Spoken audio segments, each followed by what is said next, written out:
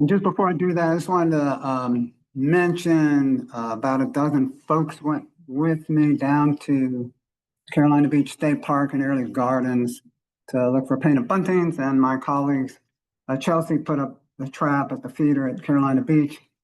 I forgot to mention that we were in the shade. So even though it was a pretty hot day, the feeder is in the shade at the park.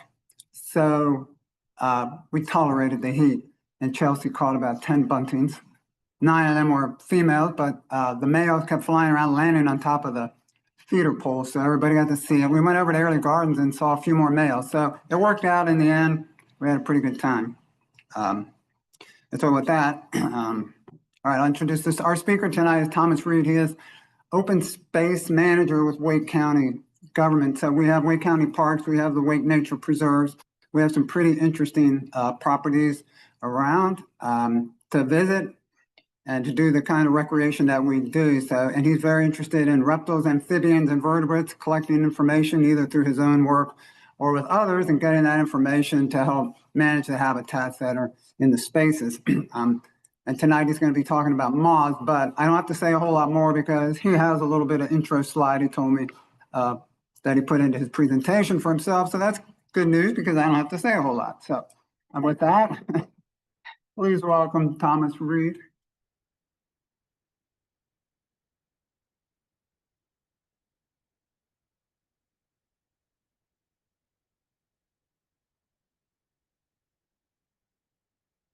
Someone help me get back to the presentation. Oh, we have to share the screen. Oh.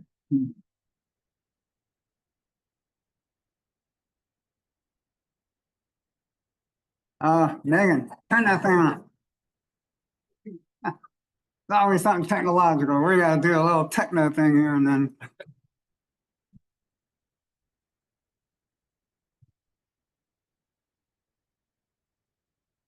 Oh yeah, there we are. And then I need to get rid of that thing. I think we can get it up there. I think it should work. Beautiful, beautiful.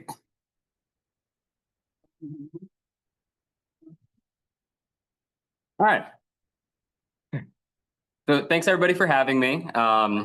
I did not raise my hand. This is not my first meeting. I have been to one singular meeting previously. It was in August of 2015. So it's great to be back 10 years later. So like I said, I do have just a quick slide. Well, now, right. Hang on. We'll fully get technology working. So as Don said, I do have just a little bit of information about me. As he mentioned, I am the open space manager for Wake County's open space program. For anyone who doesn't know what that is, essentially we have 3 public nature preserves out in eastern Wake County. That is Robertson Mill Pond Preserve, Turnip Seed Nature Preserve, and Sandy Pines Preserve. If you haven't been out to any of them, definitely check them out. We can always use more species records, which I'll talk about a little bit later in this presentation, but especially things about if you see any birds, we'd love to know what's out there. You can always report it on eBird, or you can reach out to any of our staff. We also manage roughly 10,000 acres across Wake County, spread over 170 properties across the county, mostly in eastern Wake County, just because of when we started acquiring land. That's kind of the underdeveloped area, so that's where land was available. However, we do have some kind of in the north up near Falls Lake, as well as out in western Wake County too. A little bit about my education. I've got a degree in fisheries, wildlife, and conservation biology from NC State. I also, most of my main research interests and hobbies revolve around reptiles and amphibians. I also love invertebrates and rare plants. When it comes to insects in particular, I have some research work with butterflies, urban bees, and native wasps. You'll notice there is a very large taxa that you all love that is not on this slide. I do love birds. I just have slightly more than the average person's knowledge on birds, and it's very minimal and doesn't go much beyond that. I absolutely love them and admire them. I just tend to appreciate and focus more on things that are not getting attention or the love that I feel like they really desire. A quick, all of the things I love kind of in one photo. they're wonderful. All the creatures that typically people don't enjoy or are underappreciated or undersurveyed are everything that I really enjoy, which thankfully, when I'm talking to general public, sometimes this is where people are like, ew, snakes, but you guys are like, oh, I see smiles out there. People are excited. Thankfully, you guys already appreciate wildlife, which is great to hear. So just a little bit about why I'm interested in entomology. As I mentioned, I've always kind of had some fascination and interest in all of the unloved creatures. Very quiet child, not really social or outgoing. I also don't really like presenting, but I'm glad to talk about things I like. But I always really kind of related to, and I don't know, I just kind of really enjoyed those things that were unloved or kind of things people kind of stayed away from and didn't necessarily enjoy or appreciate, as well as things that are just kind of understudied. Not getting the attention they deserve. Kind of going back into as well, kind of microfauna and megafauna, kind of those big, showy, charismatic species. They're awesome. I love that people work with them. That's not me. I like the tiny little bug that's crawling across this floor that none of us see at the moment. Also, when it comes specifically into entomology, there's a lot of funding more on the agricultural significance, because I mean, that's where it has really the economic input from like USDA and kind of the ag focus. That's great. There's a lot of people that do the work with that. That's not me. I like the weird things that, once again, don't really get the funding and the attention. Those are very important jobs. If you have questions about agricultural entomology stuff, I have lots of contacts I will pass them along to. I'm not your guy for that, unfortunately. But yeah, so I've always loved bugs and insects. That's me with some large ants. That's also my daughter. She's just over 2 right now. And thankfully, she goes outside and she can tell you all the difference between a moth and a butterfly. Sometimes there's some tricky ones in there that might confuse even some of our experts, but she's good at it. She knows what she's doing. She actually finds more than I do and is very quick to point them out and try having me pet them or tell me to touch them or pick them up and hand them to her. Maybe. Okay. So what are moths? As you know, I'm kind of here to talk about moths. A lot of this will apply to kind of just general insects and general kind of just invertebrates that we might see in this region. But I am going to talk a little bit more specifically about moths. So moths and butterflies, they're collectively grouped by entomologists as Lepidoptera. If you want to break that word down, lepid means scales and ptera meaning wings. This is not my photo, but if you look closely, that's kind of just zoomed in. I believe that's technically a butterfly wing, but that really kind of those scaly wings. And that's what kind of creates those colors and patterns that people really have grown to love over the years. Mainly in butterflies, but I'm here to hopefully change your mind that moths are even cooler than butterflies. And so just kind of a brief introduction into what moths are, moths versus butterflies.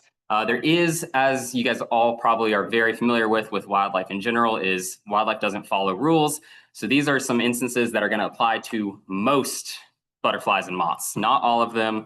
I'm sure some of you are already thinking of different ones that already break these rules, and that's totally fine. So with moths, kind of one of the first things is when they're laying at rest, their wings tend to lay flat or folded downward, covering their bodies. Butterflies tend to be kind of held up over their bodies, sometimes out to the sides as well.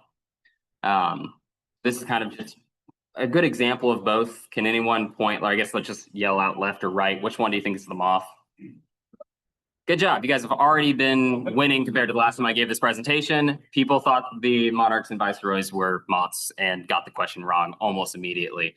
I also did, like I said, I gave this presentation to my toddler last night. She got every one of these right. So if I hear wrong answers out there, I'm so sorry. You should try better.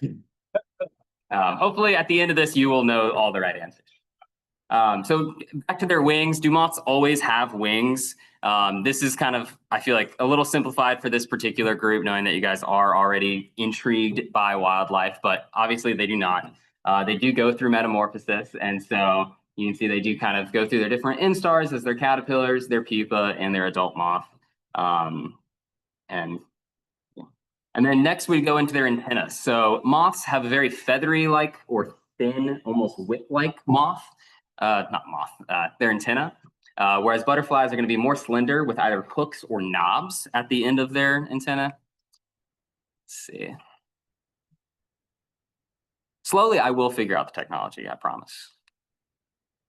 All right, so once again, left or right, which side is the moth?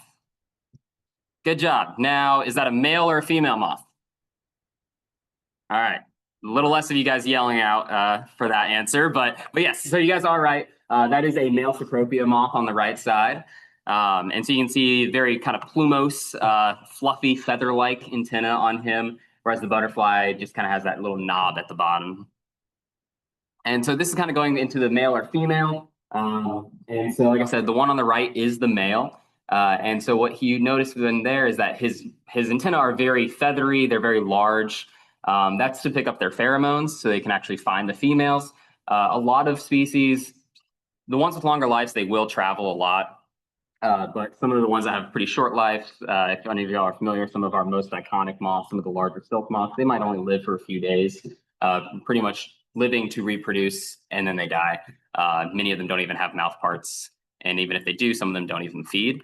So the females really exist to reproduce. So they're climbing up a tree typically once they emerge, and then they're waiting for a male to come to them. They might move a little bit, but not a whole lot. And so that male's really kind of following her pheromones.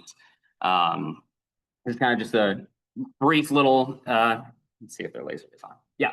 So this is your male over here detecting the pheromones. And so when they're out flying, you'll see moths at night, but males will kind of fall kind of in this almost zigzag. And when they're trying to find a female, they're going to be following those pheromones, trying to find her. She might be just happy sitting on a tree over there. Let's see if I can prop this back up. All right. She might just be happy sitting over there on a tree, but the male is going to have to really put in the work to find them. And so those antennae just kind of really give them a good option and a good opportunity to find those females for reproduction. And then this one's one that typically people already know, but moths are mostly nocturnal. Butterflies are mostly diurnal. Like I said, there's a ton of exceptions to this. There's a lot of daytime moths, and there's less nighttime butterflies, but I believe there are some.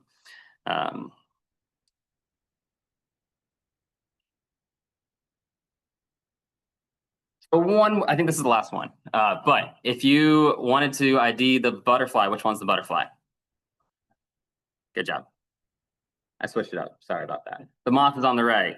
You guys mostly got it right. All right, so a little bit about moths here in North Carolina. So here in North Carolina, we do have a really nice diversity of moths. We have over 3,000 species recorded in the state of North Carolina. As you'll notice, this is over that amount because we do find new ones every year. Wake County in particular is home to over 1,500 species of moth. Once again, even though Wake County is pretty well surveyed, we do have a lot of people out looking for just wildlife in general. As you know, we're home to a lot of researchers. We're here in the museum today that hosts a lot of researchers in all taxa. And so Wake County does have a pretty high number compared to some of the other counties in the state that might be underrepresented. But that number even then is still growing.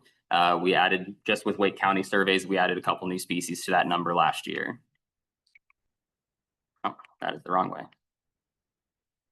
And so these numbers are just pulled from the North Carolina Biodiversity website. If any of y'all are unfamiliar, it is kind of a way to keep track of a lot of the different taxa, but with moths in particular, it is pretty up to date, and most of the people that are out surveying the moths are actively using and reporting to this particular program.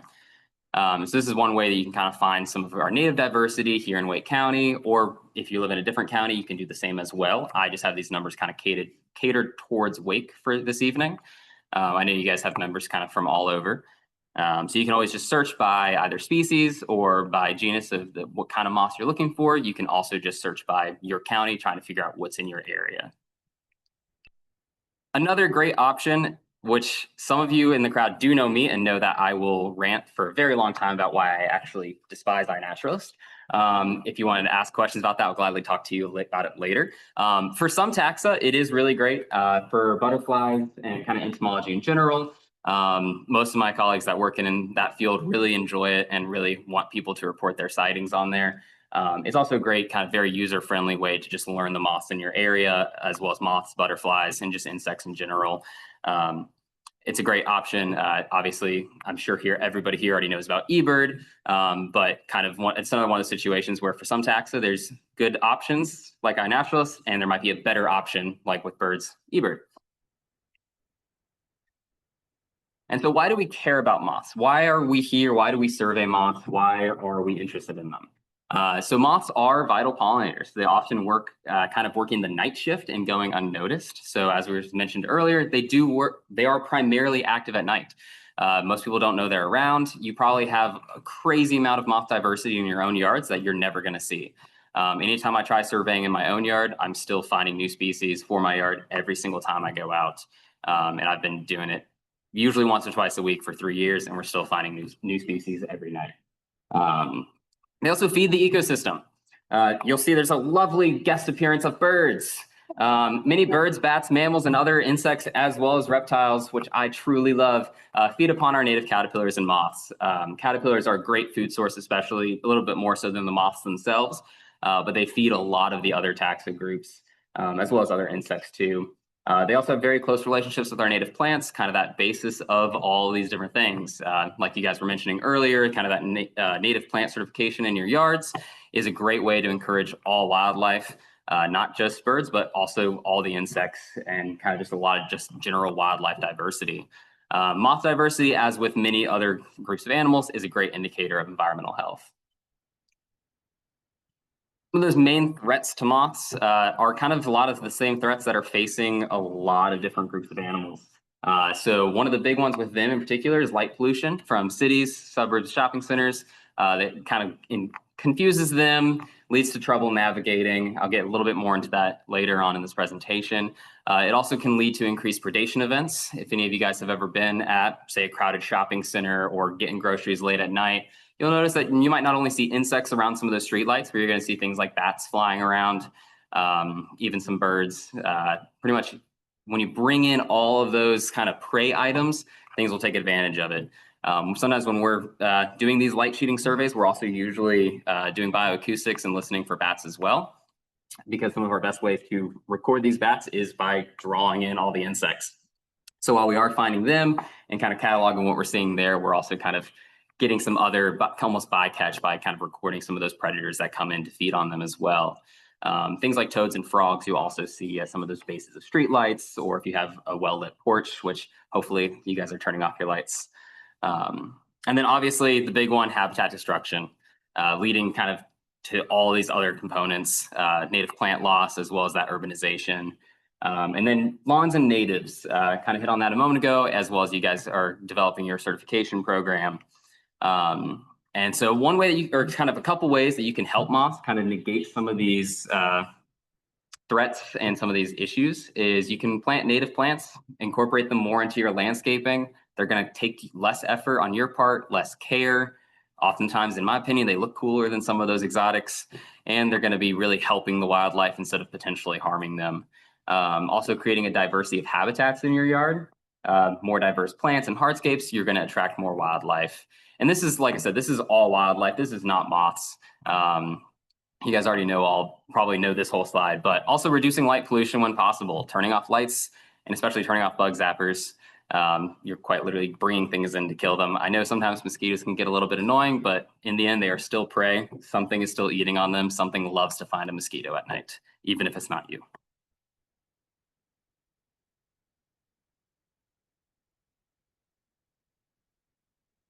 And just kind of a quick example, obviously, this has been kind of the standard for so long.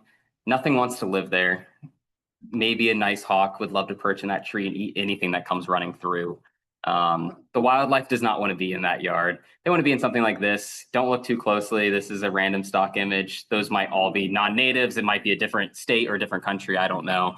But just something where you're providing kind of some of those different levels of cover. You have ground cover, you have some higher kind of mid-story and some upper canopy, providing for a lot of that kind of diverse habitats and diverse options for your wildlife. Insects are kind of one of those base level wildlife where the plants and everything are really determining those insects. Those insects are determining everything above them, everything that's going to eat them, as well as supporting those plants that are in your yard.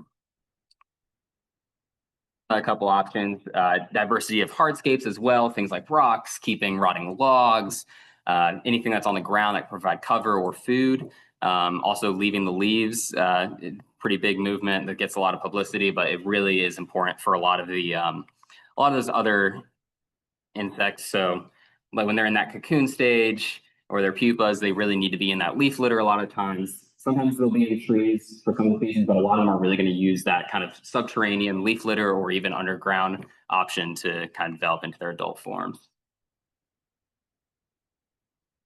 Also, can everybody see the lovely Luna? One of the most iconic moths. They only live a few days. They don't eat. That's one of the ones that doesn't even have mouth parts. So a little bit about why we survey moths. So within Wake County, this is part of my job. Like I said, I do this 2 or 3 times a week in my own yard. That's just for fun. But we do use this survey method at work as well. And so we're essentially on all these properties that we manage and maintain. We are conducting biological inventory efforts to try and know what's out there. And we use that in a lot of different ways to kind of utilize that data. One of the big things is we do share our data with a lot of other entities. These are only a few that currently have research permits with us. A lot of groups with USDA, as well as a lot of the local universities and the Forest Service. And so they can actually come out and do their own surveys, but a lot of them will also utilize our data, and we kind of provide that as an option to them. As well as just pretty much allowing access to our lands here in such an urban and rapid growing area so that they can kind of use the land that is still around, as opposed to knocking on every single door and saying, can I come to your yard to conduct research? It's a little bit easier if we have a little plot of land that they can have access to. So kind of aiding in some of those research efforts. We also keep track of all of our data in our own database. If anyone here is familiar with NC State Parks, they have a very similar database. It's created by the same designer. But it's a way that we can keep track of our species, what we've monitored, what we've observed, and where they've been observed, as well as kind of allowing us to monitor population trends over time. We can kind of see when new things are appearing, or in most cases, when we're seeing less and less, or when things are disappearing from the landscape. And we use that for all different flora and fauna. We also utilize that data in our management plans, providing us kind of ways that we can manage our different properties, know what's out there. It's hard to manage for things like rare species or wildlife if you don't know what's present on a property or on a site. So this kind of allows for us to kind of guide those plans and cater them to our specific needs. Also just kind of improving general scientific understanding and education for the public. As I mentioned, I'm not an educator. I try to provide data to our lovely staff in Wake County that are educators. We have some former Wake County educators here in this room that can utilize this data and kind of work with the public, gain a greater appreciation for some of these creatures, all wildlife in general, but especially some of those other ones. Like I said, moths working the night shift, going unnoticed a lot of times. And so it's a great way to kind of provide that resource to the general public as well. And so a little bit about how we survey moths. The answer is with light pollution, just short-term light pollution. So essentially what we're doing is we're going out with very bright lights or very dim lights, but we're using a wide spectrum of light. The insects are seeing a lot wider spectrum of light than what our eyes are seeing, and we're essentially confusing them. There's been a couple different research projects, even just recently, that have come out as to why moths and insects are attracted to lights. The short answer is a lot of them differ with each other, and there seems to be argument as to exactly whether they're attracted to them, if they're confused by them, trying to get away from them. So I'm not going to say why they come to lights, but they do. And we know that they are coming to them, whether it's by attraction or not. So that's one of the ways, that's the kind of the main way we survey with Wake County. It's kind of it's not as disruptive as some of the other survey methods. It doesn't necessarily require actually collecting or dissecting most of the species. Some of those ones, if we can get down to like a family or genus, that oftentimes can still be enough information to kind of guide some of our management decisions. Otherwise, we're just kind of trying to ID typically by site. We don't necessarily have an office space or an area to really complete dissections to ID some of those harder species. If we do need that information, usually we will work with a variety of partners that might have those resources available. A couple other options are pheromone traps, bee bowls. Both of those kind of collect the animals. Once again, we don't necessarily have a need to do that. Even if we did, we don't necessarily have the means to process them or store them.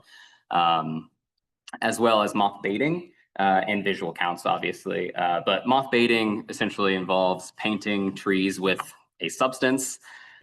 Excuse me, usually it's a mix of rotting fruits, usually a very dark beer, a lot of kind of different smells and scents that really bring them in.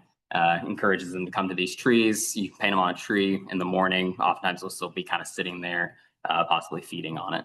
It attracts a lot of other insects as well.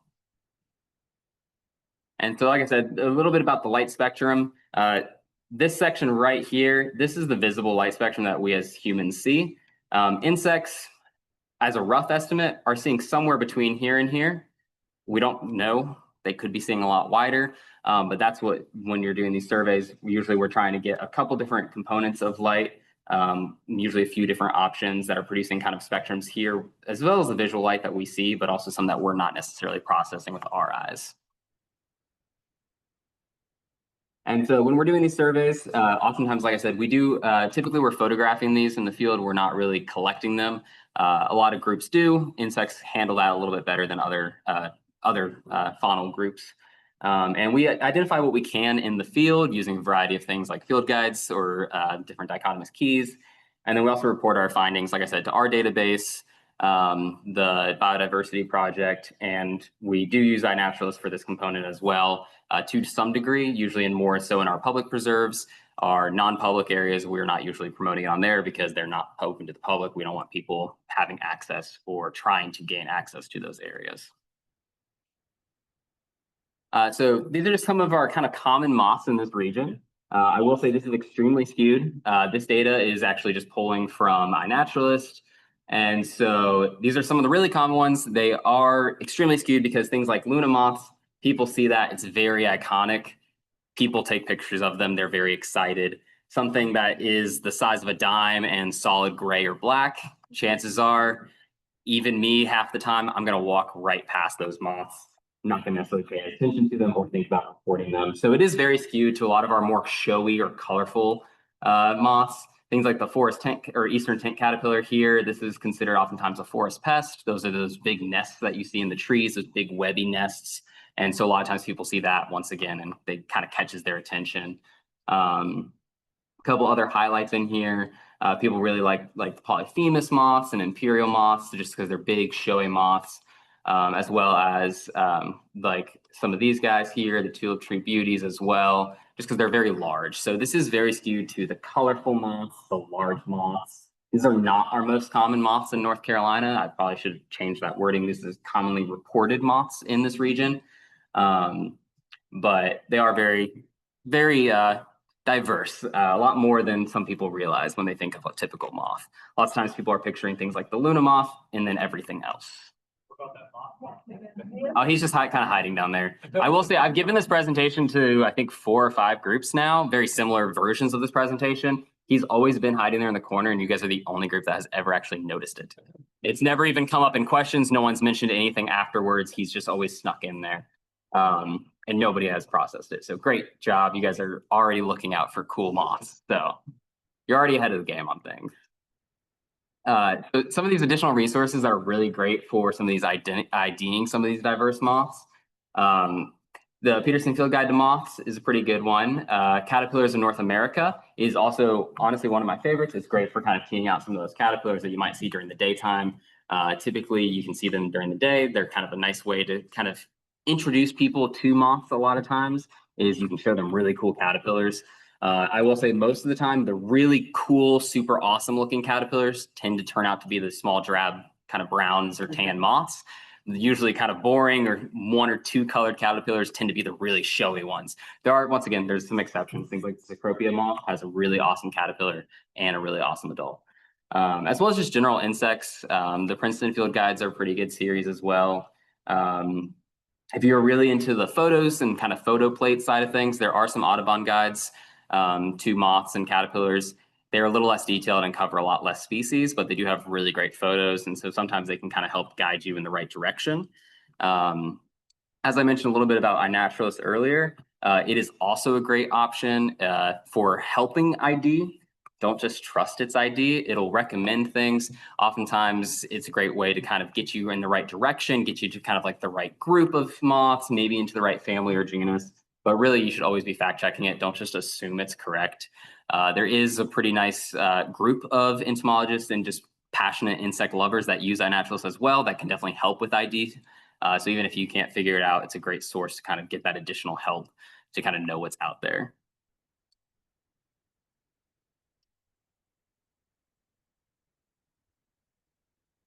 All right, and so it was popped up in the chat earlier, but if anyone is unaware, we are doing light sheeting on Sunday, or not on Sunday, on Saturday at Lake Crabtree County Park.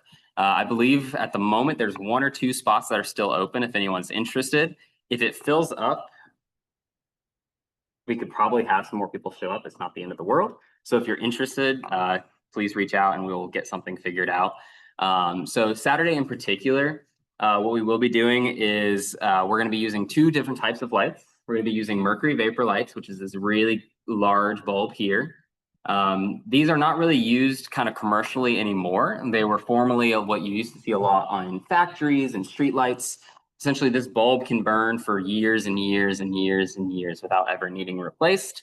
They have been replaced by more suitable long-term solutions that use less power that are also safe and don't explode.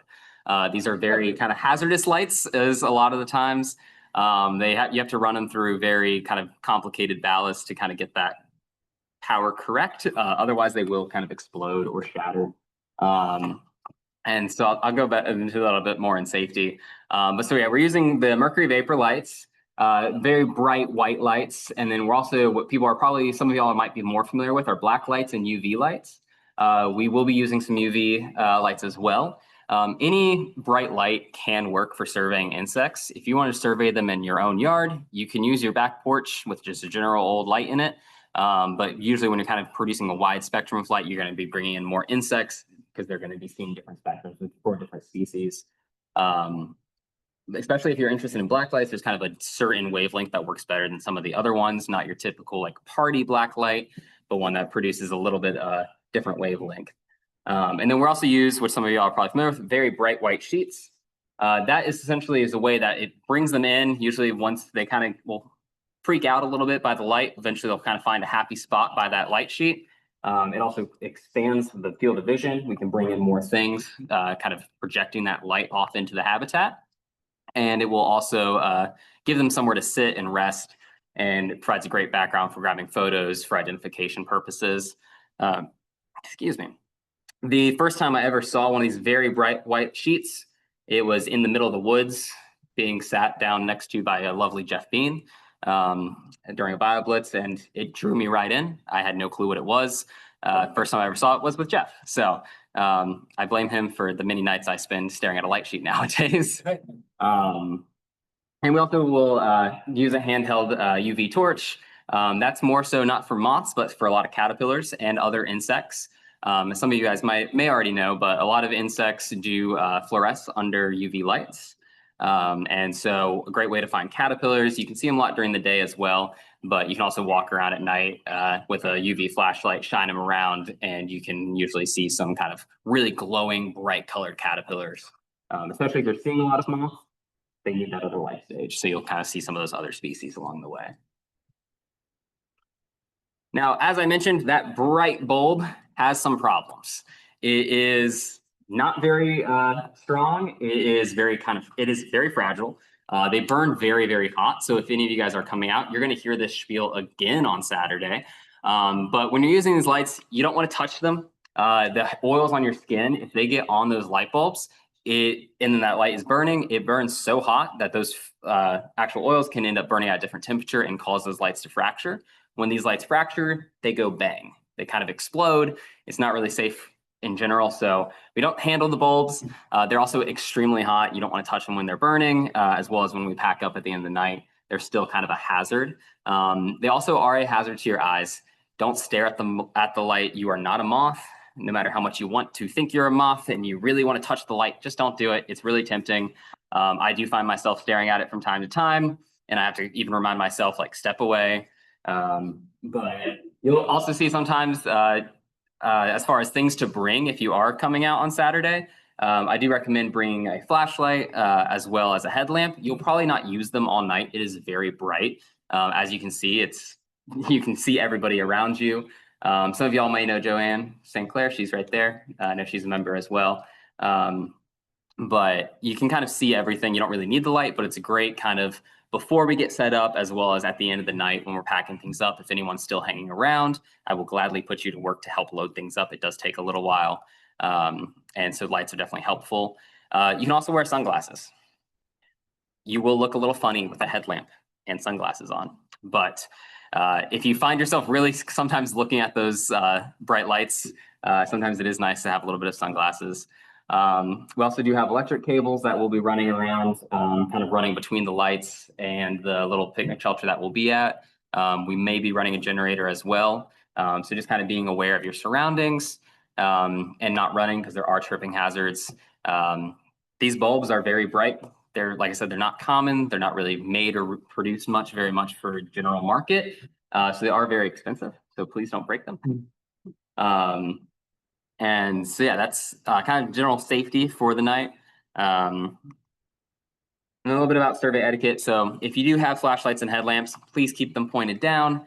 When you're doing light sheeting, one of the big things is really taking lots of photos. Like I said, we'll try to ID what we can when we're in the field. And we do that every time we're conducting these surveys. But the big thing is really taking photos because a lot of times there's a lot of small brown moths. Just like little brown birds, there's little brown moths. And you really have to ID them later sometimes by taking photos, lots of different angles and close photos when you can. Also, if other people are taking photos, just be kind of courteous, give people space, and ask questions. There's no such thing as too many questions or dumb questions. If you're coming out, we advertise it as going till midnight. If there's a lot of cool insects, I'll probably be there until 1 or 2 in the morning. So there's plenty of time for questions. Please ask lots of questions. Worst thing I will say is I don't know, and I will help you find that answer if I can. Also, just learn from one another. I know a lot of you guys here that are here, as well as who might come out on Saturday, already know a lot of things about moths. Like I said, I first did light shooting. Jeff was there telling me about moths. He could probably give a much longer, better presentation than I am doing. So learn from one another, learn from people that are there. We'll also have a couple of volunteers. I'm hoping to get a few members of my team out there, and then some Lake Crabtree staff will be on site as well. They can answer more questions about Lake Crabtree itself, the park, as well as hopefully some information about moths. We all learn from one another. And if you take nothing else away from this, birds eat moths. I've heard that you guys in this group like birds. So if you like birds, you should appreciate moths and caterpillars. They provide great food source for birds. I will openly say these are none of my photos. Birds, anytime I try taking photos of them, I get nice pictures of fence posts, no bird, or a nice power line with sky and no birds. I do try, but they are tricky. They don't tend to hang around for me very much. Most of the things I like to photograph, things like salamanders and bugs, are sitting still, or they might walk, but they're going to walk a couple inches away. They're not going to fly away to never be seen again. And with that, does anybody have any questions about moths, moth surveys, insects, or Wake County open space? Yes.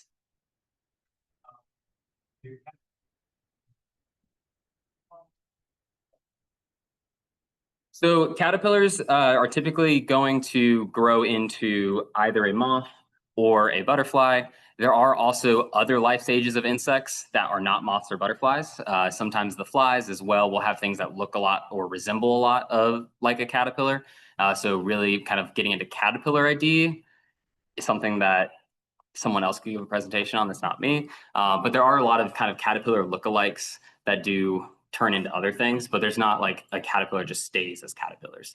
That is technically an immature or non-reproductive individual. Yes, Matthew. Yes. That question was whether or not caterpillars stay caterpillars, or if they also can, or if they can also remain caterpillars instead of turning into moths. Matthew. Oh, yes. Both lepidopters in general, so butterflies and moths, they all have caterpillars. So you can usually key out a caterpillar and you can figure out whether it's going to be a butterfly or moth. Oftentimes you can count legs, look at different segments or patterns, colors. Some of the different caterpillars will also have different, they'll be either very hairy caterpillar, some of them will have stingers, horns, things like that. Some of them can be pretty diverse. And so usually you can kind of key it out to figure out what it's going to be. Yep. Yes, Matthew. And my question is, do you have a favorite moth? I do have a favorite moth. It is not on here. It is it's one of those ones that has a person's name, so I don't like its name, but I think it's like a Harris's twin spot moth, I believe. It might be hidden in here because that question comes up every time. I could given different versions of this. I change it around each time. I think I might have thrown it in on an earlier slide. These are all moths that have been found here in Wake County. Some of the rectangle photos might not have been mine, but any of the just like random moths that have been on these pages are all moths we could theoretically see at Lake Crabtree or here in Wake County. My favorite one, it's very high contrast, very similar colors to this guy, but more patterns kind of with those big eye spots. He's only about the size of a quarter, so he's not very extravagant. Yes.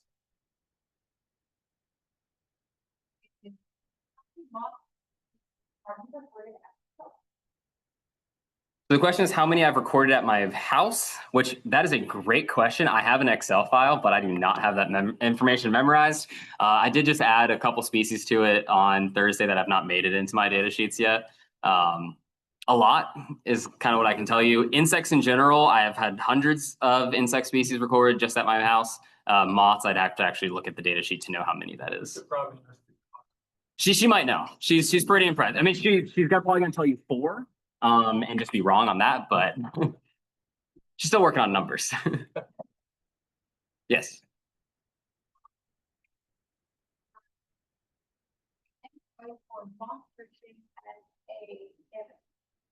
Yes, so advice for moth searching as an amateur, kind of back to what I was saying earlier, is you can really use any lights to attract moths. If you really want to kind of dive into the world of moths, getting kind of, like I said, a UV light at a particular spectrum. I can share my contact information. So if anyone wants, I can send like direct links. The kind of base level UV light is going to run usually around $60 to $80. But it's going to be one that just plugs into a normal household outlet or an extension cord. You can order them on Amazon. You usually do have to order them online. You're not going to find them in a store since you're not your typical like party light. But they're great. You can always just do it in your backyard. Just pull a bed sheet out of your linen closet. If you're young, don't take it from your parents' linen closet. They'll probably get mad when it returns covered in insects and insect feces. Some of these moths, when they come in, they will sit on those sheets all night long. So these moth sheets, they start white. They do not end white. They definitely change color over time, no matter how many times you wash them. But the easiest thing is really just even just your old back porch light or your front porch light. Just lay out a white sheet, and that's really going to kind of change things significantly. You're going to be able to see a lot of those animals that are coming in, as well as kind of project that light to draw in more. Also, if you're interested in light sheeting or just general inventory of wildlife, feel free to reach out to me. We're trying to kind of build up some of our volunteer base here in Wake County, specifically in Eastern Wake County. And we're always happy to help people learn, as well as provide more resources for us to obtain data as well. So you've been doing this for a number of summers. Is there a seasonality to this that you're able to discern? Yes. So the question was seasonality with moths and moth surveys. Is that right? Yeah. So typically when we're conducting these surveys is kind of the peak flight period for or the majority of insects and moths. So usually we're starting sometime in March and ending sometime in late August or early September. That's kind of our peak window. Usually we will do 1 or 2 surveys before that and 1 or 2 after. But once you're getting into October, usually things are starting to get too cold. So a lot of the insects are more so going dormant. A lot of them also overwinter as either eggs or their pupa. And so when they're overwintering, you're not going to be able to really bring them in. They're not doing anything. They're sitting there.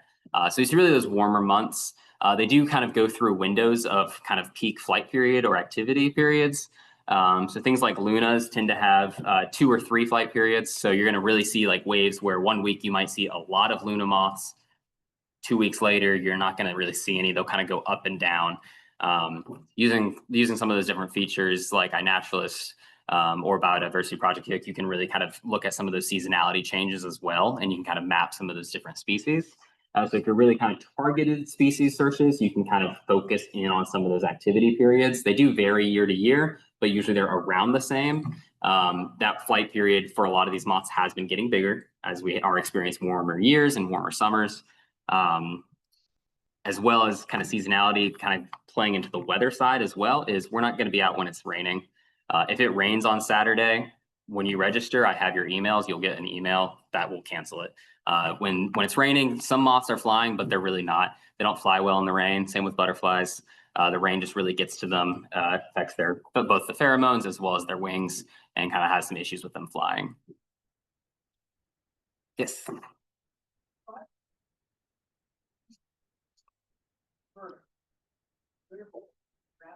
Yes. So the question is why the sheets and all the photos were vertical, or if we also put them on the ground. We do put sheets on the ground. Typically, for the purpose of this presentation, I like to show people with the sheets. And if I take a photo of the ground, if I can add that. If you come out on Saturday, I'll just ask you to lay down next to the sheet. But typically, a lot of the larger moths, when they tend to fly in, they don't really want to sit on the ground. Naturally, a lot of them are going to be in trees, or unfortunately, nowadays, lots of buildings or structures. So usually they do want to kind of land and kind of be vertical. We do typically, our vertical sheets are usually up and down, and then we do have them kind of running along the ground. Sometimes if we're in a more open area, like a field or a meadow, we will just lay them completely on the ground as well. It works. Usually I tend to have a kind of a mix of both. It's just sometimes harder to photograph the ones on the ground. It just looks like a photo and you can't really tell if it's upright or on the ground. Yep. Yes, in the back.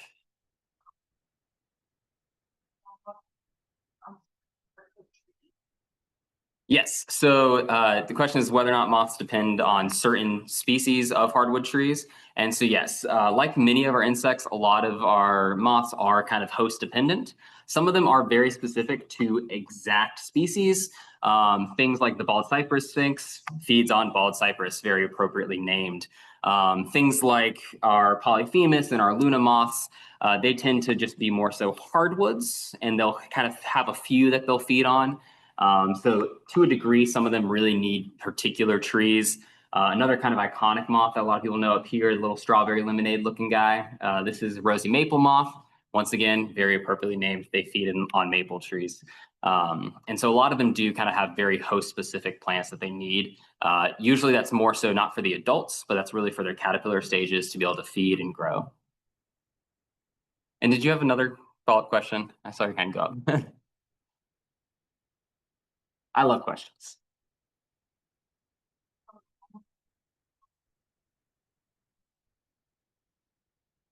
Mhm. So it really varies, or the question, so how long these different moths live, it really does vary based on the species. Some of them are longer lived, but a long-lived butterfly or a moth is still usually no more than a couple weeks typically. But the short-lived ones could literally be a day or two. Some things like Luna moths, one that we really know a lot about their life cycle because they are kind of an iconic and large, easy to see moth. One side of that is we can kind of age them based on their wings. So like when you see them, if one comes in and it's got really pretty wings like this guy here, that's a pretty fresh adult.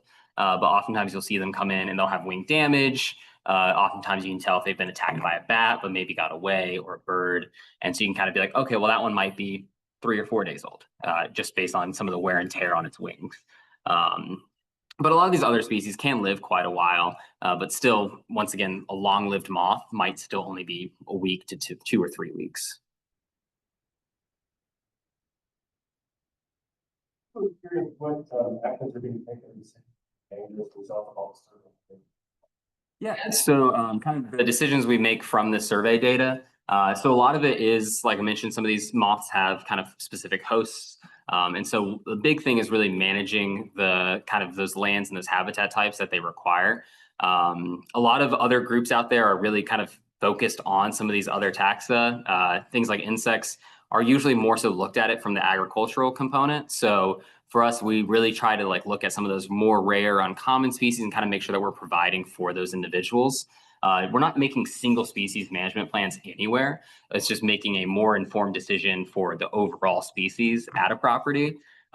Most of the time, insects don't really tend to have legal protections. Most of them don't have any sort of status. So it's more so us wanting to manage for some of these rare species that otherwise aren't necessarily going to get the legal standing, if that makes sense. So a lot of times it might be either planting some more of their host plants or encouraging more to grow, whether it's by means of prescribed fire or forest thinning, or just replacing invasives and getting them out. and kind of out competing. And a lot of the actual management decisions are more so for the plant side of things that we can then base off of the insect diversity. In addition to, we do monitor all the plants as well. So we can kind of know what's on a site, what might historically have been on a site, as well as the habitat types and the species that occur in those areas. Let's go to the back first, since you opened it a moment ago. Very good. No.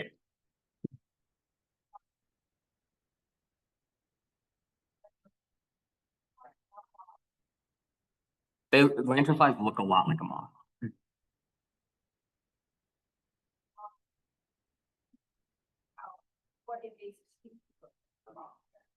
Yeah, so just kind of invasive species. Are you talking about like invasive moths or affect? Okay, so there are some invasive moths out there.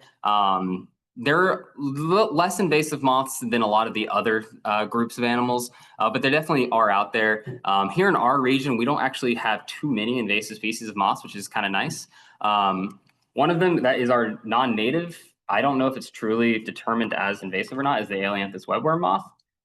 Their main host plant is tree of heaven.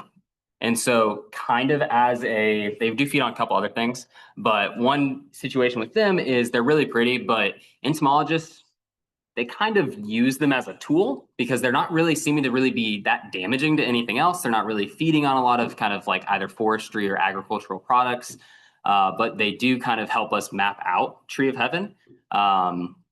And also feeding on tree of heaven, spotted lanternflies will also feed on that same plant.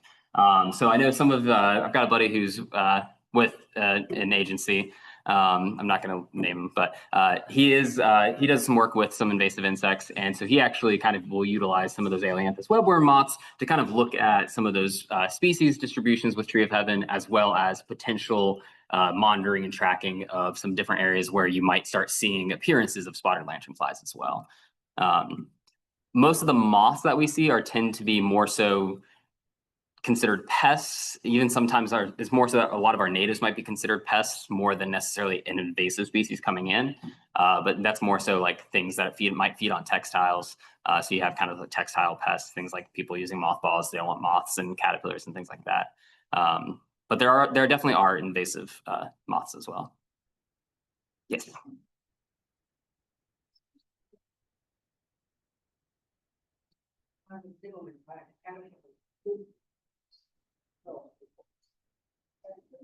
That's one where I'll say I don't really have an answer to you on that. I don't truly know. From what I've heard, it sounds like a lot of plants, a lot of times plants do kind of have that kind of forced growth as kind of as a response to different things like browsing on them, things like caterpillars or deer. That'd be a question that somebody else on my team could probably give you a much better answer to, who's really into the plant side of things. I love plants, but he can tell you more about like the behavioral growth and things like that. Yeah. Yes. No such thing. Like, is there a way to tell a caterpillar from another little animal that's long and skinny, shaped like a caterpillar? Yeah, so yes. So kind of the differences with caterpillars and other caterpillar-shaped creatures. Yeah, so when you're looking at the caterpillars, the big thing is kind of looking at their feet. Unfortunately, I don't really have many photos on here of caterpillars. Yes, looking at their feet. So a lot of times their feet are very indicative, not just to ID them as a caterpillar, but you can also use that as an ID characteristic for which kind of species or groups of moths they are, as well as the number of paired feet they have, not just the feet themselves, but how many they have, the order of them, and which segments of their body have those feet. So really it's looking at it and kind of keying it out a lot of times, because as diverse as moths are, caterpillars are equally as diverse because they're the same species. So you really have to kind of look at it on an individual level and kind of keying it out to figure out what it is. If it has like a ton of legs like a millipede or a centipede, it's not going to be a caterpillar. Caterpillars are usually only going to have a couple pairs of legs. Yeah. I was going to ask you if you're willing to identify like 5 other species of moths up there that you have on that slide. And tell us what those plants are. So John's quizzing me on ID of these moths on the screen. Like I said, I ID a lot of these sitting at my computer the next day. But some of the ones that we have on here, like I said, so there's the rosy maple, the cheating one. I already said that. We have polyphemus moths down here. They feed on a lot of our hardwoods, mainly oaks. This is an emerald moth. There's a couple different species. I'd actually need to see it a little bit closer to tell you which one. Some of the other ones on here, this is a Virginia creeper sphinx moth. You'll kind of notice a commonality with a lot of moths is they do get named after their host plant a lot of times. We also have the small-eyed sphinx moth, which also feeds on Virginia creeper. Virginia creeper, while some people might think it's kind of weedy, is a great host plant for a wide variety of insects. It's actually a really great one to have around. This little guy here is a little black-bordered yellow lemon moth. You can't really see it that well. It kind of just looks like a shadow, but they're bright yellow moths. We're almost guaranteed to see them on Saturday. Now that I said that, there's not going to be any there. But they're one of the most common moths we do see. They're probably smaller than a dime. They're just little guys, but they are very bright colored, and they've got this very characteristic little black line on the border of its wings. Is the caterpillar an inchworm for that? It's probably inchworm-like. I'm not great at my caterpillar ID, just because they do tend to take a lot of time to kind of key them out. And usually I have enough other things in their adult forms to kind of spend time on, unfortunately. We also have some of the salt marsh tiger moths here. This is either another tiger moth or a tent caterpillar moth. They are very similar. I'd have to see it in person. This guy up here is also really kind of cool. While those white spots on his wings might appear white, those are actually clear little windows. And so what you're seeing behind him is actually the light sheet itself reflecting back. But that is a leaf roller moth. These guys in particular, there's a couple different types, but that one is a sweet gum leaf roller moth. So, John, do you care to take a wild guess of what species it might feed on? They feed on sweet gum. This little guy. So those little arm-like antennas are actually his arms. They just have fuzzy little arms. I will say that one I'm blanking on the name of at the moment. I don't see them too frequently. I do really like those guys. They are another one that feeds on a lot of hardwoods. But those are actually his front arms. They just have these really kind of fuzzy bodies. And so his front arms are actually kind of just really kind of big fluff balls. So these are also very poorly cropped photos. So his left antenna has been cropped out of this photo. Its right antenna is right here, kind of going off to the side. Yeah, he's got it right there.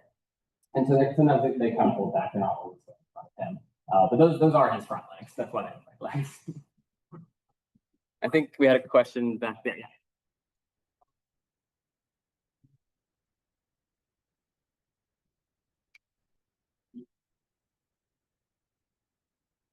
So why they have short lifespans, I don't think anyone can truly answer why, but I will say I actually lied to you. They don't really have that short of lifespans.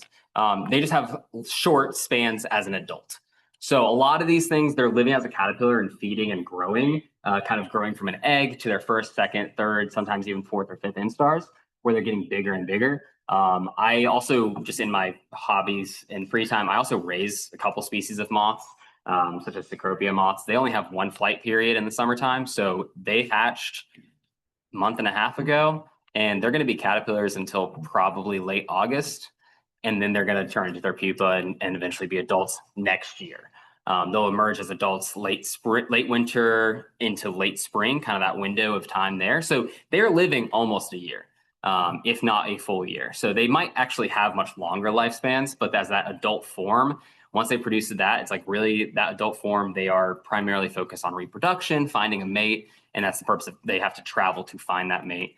And so they might live for a very long time. It's not necessarily that they are all short-lived. Yeah. Yeah, it's just another stage within their life. It's a shorter stage, not actually a short life.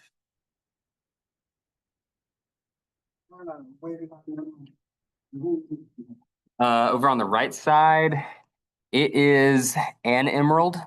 I don't think it's a wavy line, but I could be wrong. I don't believe I do, actually. Camouflage looper. I don't believe I actually am familiar with that one, but Well, they paste little petals on the back. okay, yes, yep, yep. Yeah, no, some of the different instars, even within the same species, like between their first or second instars, they can look entirely different. Some of them will be just these little tiny green things, and then as an adult, they might be the size of a hot dog with giant horns and bright colors and all these spines. So it definitely can vary kind of in those different instars.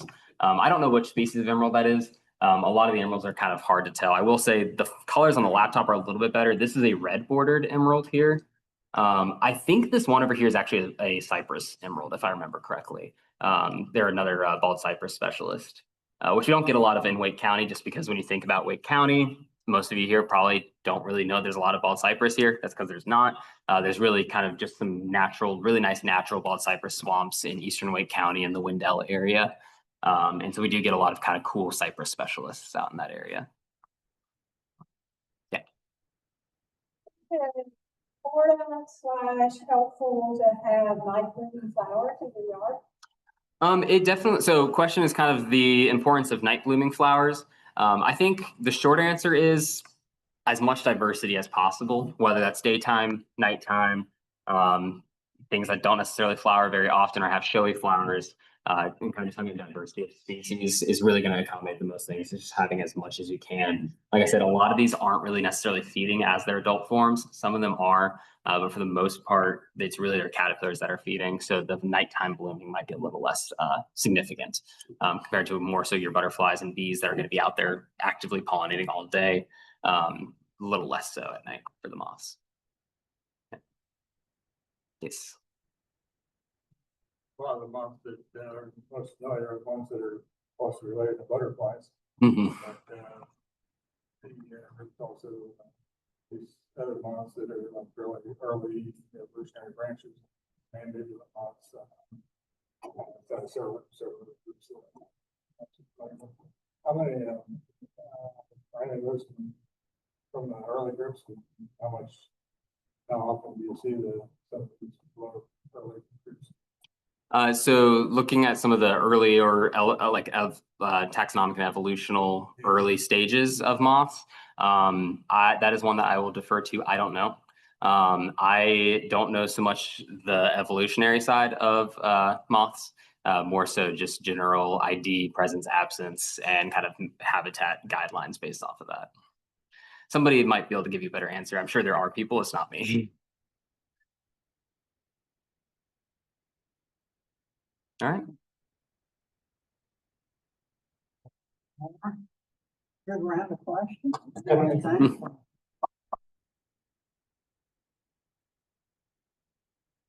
Oh, also July 19th through the 27th is National Moth Week. I forgot this slide was in here.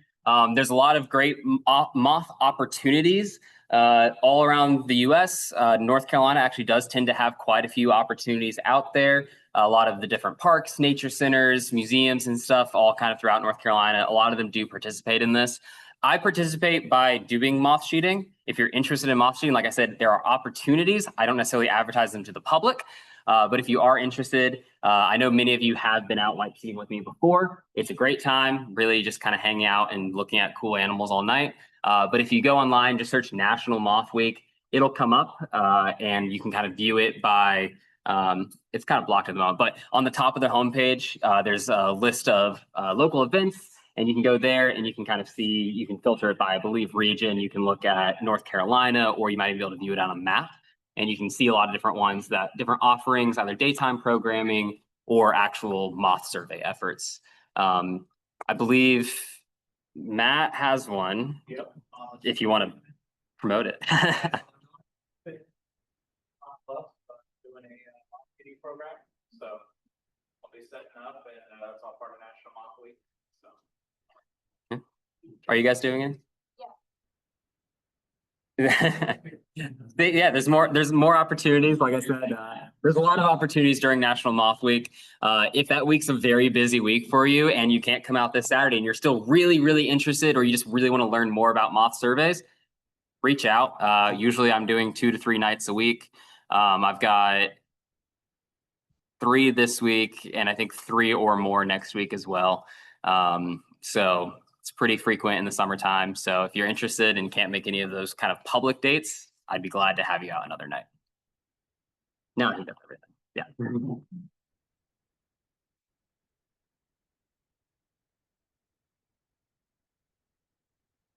Matt was saying for online that on the 25th of July, he'll be having a moth night over at Hemlock Bluffs. Just a couple other things coming up later this month on July 26th. So most of you know I work at the museum here. We're having an all-day event. It's Saturday, the 26th of July. It's an event about science and culture, and it's focused for the Hispanic community. And last year we did our first one. We had about 4,000 or 5,000 people show up. It's open to the public. Feel free to come out, bring the family and friends. And if you want to come talk about birds, I will have 2 tables out. I have a couple of volunteers to help me, but I can always take a couple more if you want to talk about birds. You do not have to speak Spanish. We're at about the 3rd generation now, so pretty much everyone speaks English. I speak Spanish, so when they need help, I do it. Next month, so we have our stuff going on next month. On the 12th is our potluck program here, and everybody that wants to participate can send in their photos.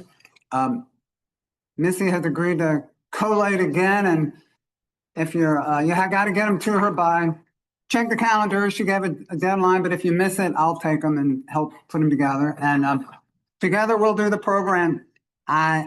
We ask you to come in person. We have dinner. We come early, about an hour early. We have our dinner, and then we do the slideshow. And if you want to say a few words about your slide, up to 5 slides, you can do that. I am working on trying to do it hybrid again for those of you that want to stay home.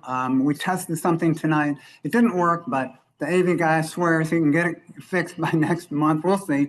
It'll be kind of maybe last minute. Watch the website for an announcement. Right now, we'll just have to say in person, but I'm trying to make it so you can watch from home and not drive us crazy in the room, because it has to do with the microphone and people talking and not walking around back and forth. So that's that. On August 15th, the daytime moths are out, the butterflies are out, and we do our Wake Audubon butterfly count. It's like a bird count. And my colleague here, John Connors, who organizes this, I've been helping him for years. I'm always looking for a few people to go with me. I'm getting old, and John is already old. So I usually do the art museum in the morning, and then he sends me somewhere in the afternoon. You can do the morning, afternoon. You want to spend all day with me, come learn about the butterflies in Wake County and how we do a butterfly count. We do need a few more people to help join, because we want to keep it going. We've been doing it for 20 some years now. So it's a pretty cool data set. And John it's August 15th is what we're shooting for. We usually have about 15 teams out there, the way we do with I think Thomas, you're helping, aren't you?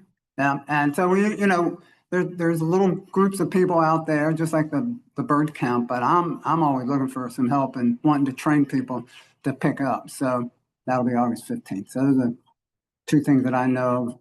Keep an eye, of course, on the Wake Audubon calendar for other things that like Earl is always dropping things, and Colleen's already got her program on Meetup for doing some moths, that sort of thing. So I guess, and my email is, it's on the Wake Audubon website. I did the painted bunny trip last month and part of the talk, so you can find my email there and let me know if you want to come hang out and learn about butterflies and such. So if the weather's good, I mean, it's going to be hot, but as long as it's not raining, we'll go. But anyway, I guess that's it. Are there any other announcements? Otherwise, we will sign off here, and we'll head to the back where we have some more desserts and cookies and other things and can chat some more. All right, I guess that's it. Okay, thanks, everyone.